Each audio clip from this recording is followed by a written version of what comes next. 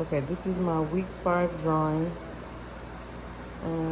The first one I did in class, I think this might have been the easiest one to translate from the computer screen onto the piece of paper. Um, Figuring out how to write down the measurements were fairly easy for this one.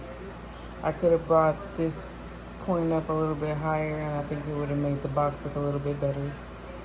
Um, for this one, I'm not sure why this was so hard for me. Um, yeah, it's a little bit lopsided. It doesn't necessarily look like the picture that I referenced. I think this is when stuff started getting a little bit rocky. I can understand the measurements, I just don't understand how to start from scratch, I guess, without copying from the computer and the instructions from the computer. I'm having a hard time translating the information. For this one, I think this one came out the best. I didn't write down many measurements. I copied from the video on the computer down onto the paper.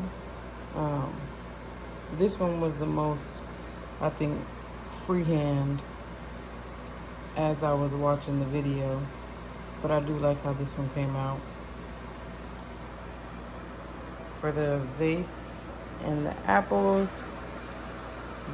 apples came out undefined, but I kind of like the shape that, I got.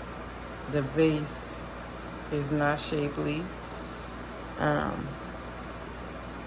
for the most part, I did my best trying to get the lines together. As you can see, there are no measurements on the side. As I said before, I'm not sure how, it's just not clicking for me. Next one. This one was fairly easy. Still difficult, but a little bit more easy to understand. I used my pencil to kind of guide me. I blew the picture up on my computer and then used the pencils to kind of guide me. But as far as me trying to separate it off into units and measurements, I found that to be very difficult. And then this is my last one. Same with this one.